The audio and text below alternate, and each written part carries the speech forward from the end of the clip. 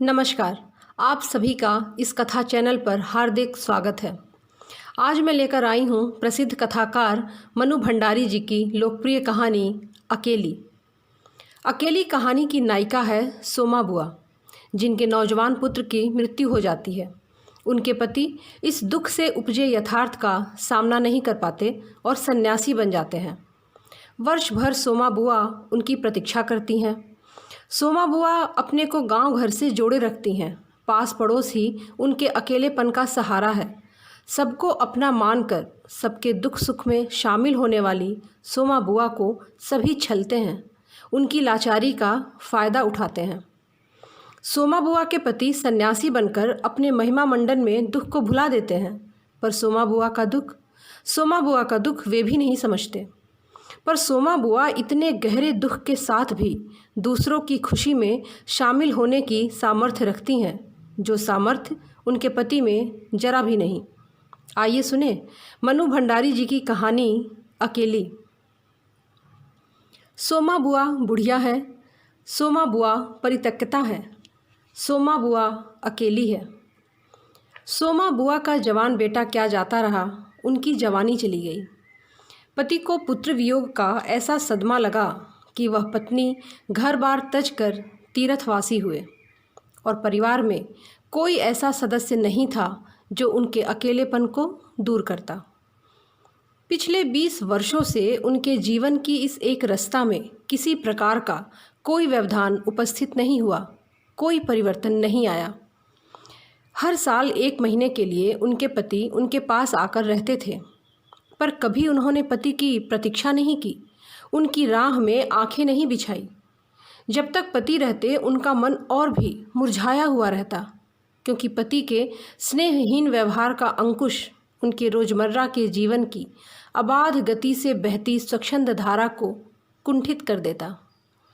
उस समय उनका घूमना फिरना, मिलना जुलना बंद हो जाता, और सन्यासी जी महाराज से यह भी नहीं होता कि 2 मीठे बोल बोलकर सोमा बुआ को एक ऐसा संबल पकड़ा दें जिसका आसरा लेकर वे उनके वियोग के 11 महीने काट दें।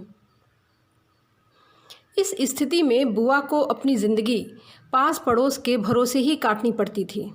किसी के घर मुंडन हो, छठी हो, जनेऊ हो, शादी हो या गमी, बुआ पहुंच जाती और फिर छाती फाड़ कर काम करती, मानो वे दूसरे के घर में नहीं, अपने ही घर में काम कर रही हों।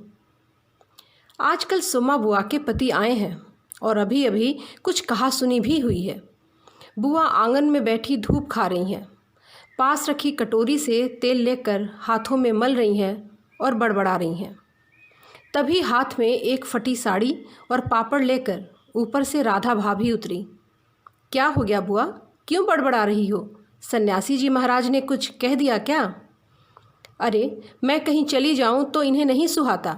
कल चौक वाले किशोरी लाल के बेटे का मुंडन था, सारी बिरादरी को न्योता था। मैं तो जानती थी कि ये पैसे का गरूर है कि मुंडन पर सारी बिरादरी को न्योता है, पर काम उन नई नवेली बहुओं से संभलेगा नहीं, सो जल्दी ही चली गई। हुआ भी वही। और सरक कर बुआ ने राधा के हाथ से पापड़ लेकर सुखाने शुरू कर दिए। एक काम गत से नहीं हो रहा था। अब घर में कोई बड़ा बूढ़ा हो तो बतावे, या कभी किया हो तो जाने। गीत वाली औरतें मुंडन पर बन्ना बन्नी गा रही थीं।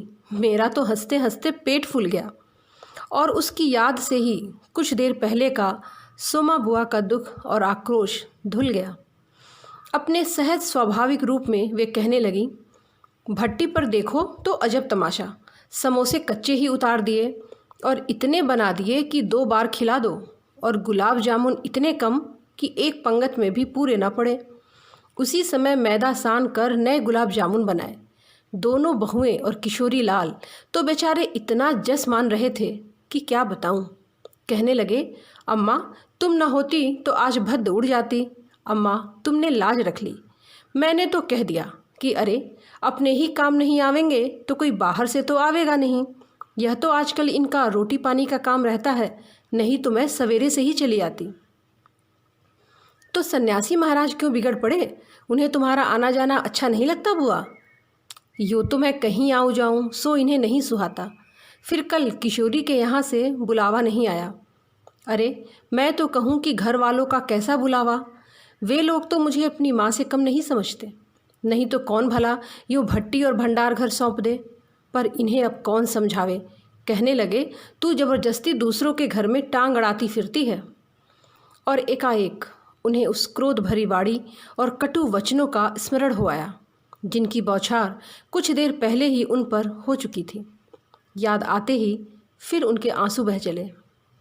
अरे रोती क्यों हो बुआ? कहना सुनना तो चलता ही रहता है। सन्यासी जी महाराज 1 महीने को तो आते हैं, सुन लिया करो। और क्या, सुनने को तो सुनती ही हूँ, पर मन तो दुखता ही है कि 1 महीने को आते हैं तो भी कभी मीठे बोल नहीं बोलते। मेरा आना जाना इन्हें सुहाता नहीं। तू ही बता राधा, ये तो साल में 11 महीने हरिद्वार रहते हैं। इन्हें तो नाते रिश्ते वालों से कुछ लेना देना नहीं, पर मुझे तो सबसे निभाना पड़ता है।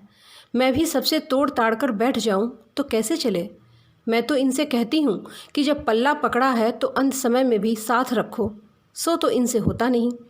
सारा धर्म कर्म ये लूटेंगे, सारा जस ये बटोरेंगे, और मैं अकेली पड़ी पड़ी यहाँ इनके नाम को रोया करूँ। उस पर से कहीं आऊँ जाऊँ तो वह भी इनसे बर्दाश्त नहीं होता। यह कहते ही बुआ फूट फूट कर रो पड़ी। राधा ने आश्वासन देते हुए कहा, रो नहीं बुआ, अरे वे तो इसलिए नाराज हुए कि बिना बुलाए तुम चली गई। बेचारे इतने हंगामे में बुलाना भूल गए तो मैं भी मान करके बैठ जाती, फिर घर वालों का कैसा बुलाना। मैं तो अपनेपन की बात जानती हूँ राधा। कोई प्रेम नहीं रखे तो 10 बुलावे पर नहीं जाऊँ, और प्रेम रखे तो बिना बुलाए भी सिर के बल जाऊँ। मेरा अपना हरखू होता और उसके घर काम होता तो क्या मैं बुलावे के भरोसे बैठी रहती। मेरे लिए जैसा हरखू वैसा किशोरी लाल। आज हरखू नहीं है, इसी से दूसरों को देख देख कर मन भरमाती रहती हूँ। और वे हिचकियाँ लेने लगी। सूखे पापड़ों को बटोरते बटोरते स्वर को भरसक कोमल बनाकर राधा ने कहा, तुम भी बुआ बात को कहाँ से कहाँ ले गई। लो अब चुप हो जाओ, पापड़ भून कर लाती हूँ, खाकर बताना कैसा है। और वह साड़ी समेट कर ऊपर चढ़ गई। कोई सप्ताह भर बाद बुआ बड़े प्रसन्न मन से आई और सन्यासी जी से बोली, सुनते हो, देवर जी के ससुराल वालों की किसी लड़की का संबंध भागीरथ जी के यहाँ हुआ है। वे सब लोग यहीं आकर ब्याह कर रहे हैं। देवर जी के बाद तो उन लोगों से कोई संबंध ही नहीं रहा। फिर भी हैं समधी ही, वे तो तुमको भी बुलाए बिना नहीं मानेंगे। समधी को आखिर कैसे छोड़ सकते हैं। और बुआ पुलकित होकर हंस पड़ी। सन्यासी जी की मौन उपेक्षा से उनके मन को ठेस तो पहुंची, फिर भी वे प्रसन्न थीं। इधर उधर जाकर वे विवाह की प्रगति की खबरें लातीं, और आखिर एक दिन वे यह भी सुनाई कि उनके समधी यहाँ आ गए। जोर शोर से तैयारियां हो रही हैं, सारी बिरादरी को दावत दी जाएगी, खूब रौनक होने वाली है। क्या जाने हमारे घर बुलावा आएगा या नहीं। देवर जी को मरे 25 बरस हो गए, उसके बाद से तो कोई संबंध ही नहीं रखा। रखे भी कौन, यह काम तो मर्दों का होता है। मैं तो मर्द वाली होकर भी बेमर्द की हूँ। और एक ठंडी सांस उनके दिल से निकल गई। अरे वाह बुआ, तुम्हारा नाम कैसे नहीं हो सकता। तुम तो समधिन ठहरी, संबंध में न रहे कोई रिश्ता थोड़े ही टूट जाता है। दाल पीसती हुई घर की बड़ी बहू बोली। है बुआ, नाम है, मैं तो सारी लिस्ट देख कर आई हूँ। उस घर की एक ननद बोली। बैठे ही बैठे एकदम आगे सरक कर बुआ ने बड़े उत्साह से पूछा, तू अपनी आंखों से देख कर आई है ना, नाम तो होना ही चाहिए। पर मैंने सोचा कि क्या जाने आजकल की फैशन में पुराने संबंधियों को बुलाना हो ना हो। और बुआ बिना 2 पल भी रुके वहाँ से चल पड़ी। अपने घर जाकर सीधे राधा भाभी के कमरे में चढ़ी। क्यों री राधा, तू तो जानती है कि नए फैशन में लड़की की शादी में क्या क्या दिया जाता है। समधियों का मामला ठहरा, सो भी पैसे वाले। खाली हाथ जाऊंगी तो अच्छा नहीं लगेगा। मैं तो पुराने ज़माने की ठहरी, तू ही बता दे क्या दूं। अब कुछ बनाने का समय तो रहा नहीं, 2 दिन बाकी हैं, सो कुछ बना बनाया ही खरीद लाना। क्या देना चाहती हो अम्मा, जेवर, कपड़ा, श्रृंगारदान या कोई और चांदी की चीज़ें। मैं तो कुछ भी नहीं समझू रही, जो कुछ पास है तुझे लाकर दे देती हूँ। जो तू ठीक समझे ले आना, बस भद्द नहीं उड़नी चाहिए। अच्छा देखूँ पहले की रुपए कितने हैं। और वे डगमगाते कदमों से नीचे आईं।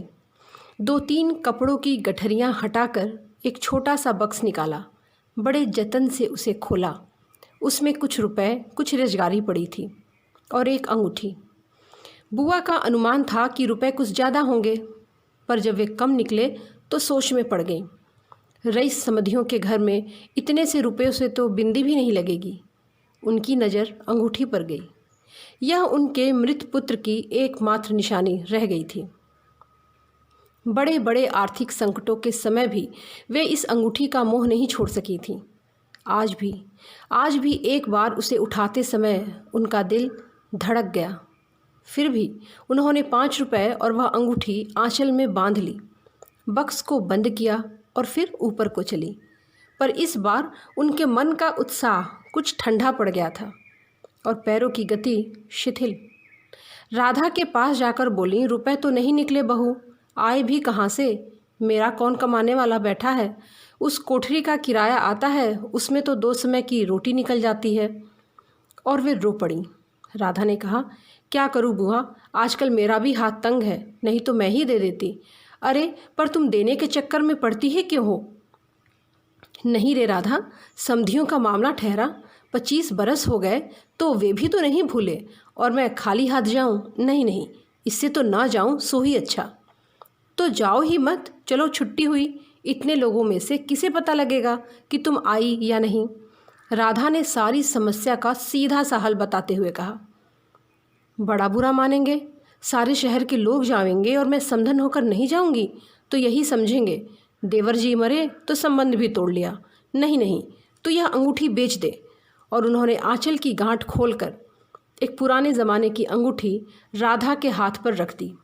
बड़ी मिन्नत के स्वर में बोली, तू तो बाजार जाती है राधा, इसे बेच देना और जो कुछ ठीक समझे खरीद लेना, बस शोभा रह जाए इतना ख्याल रखना।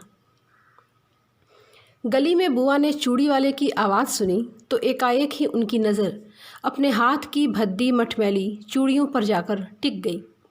कल समधियों के यहाँ जाना है, जेवर नहीं तो कम से कम कांच की चूड़ी तो अच्छी पहन लूँ।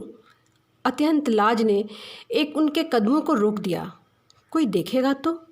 लेकिन दूसरे ही क्षण अपनी इस कमजोरी पर विजय पाती सी वे पीछे के दरवाजे पर पहुँच गईं और 1 रुपया कलदार खर्च करके लाल हरी चूड़ियों के बंद पहन लिए। पर सारे दिन हाथों को साड़ी के आंचल से ढके ढके फिरी। शाम को राधा भाभी ने बुआ को चांदी की एक सिंदूरदानी, एक साड़ी और एक ब्लाउज का कपड़ा लाकर दे दिया।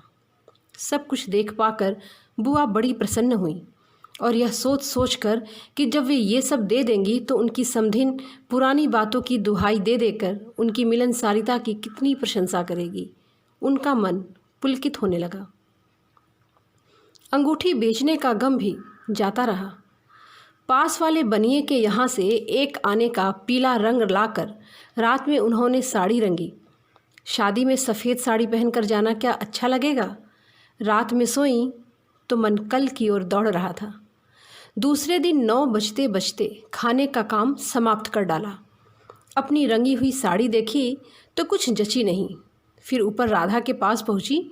क्यों राधा, तू तो रंगी साड़ी पहनती है तो बड़ी आब रहती है, चमक रहती है, इसमें तो चमक आई नहीं। तुमने कलफ जो नहीं लगाया अम्मा, थोड़ा सा मार दे देती तो अच्छा रहता, अभी दे लो, ठीक हो जाएगी। बुलावा कब का है? अरे नए फैशन वालों की मत पूछो, एन मौके पर बुलावा आता है।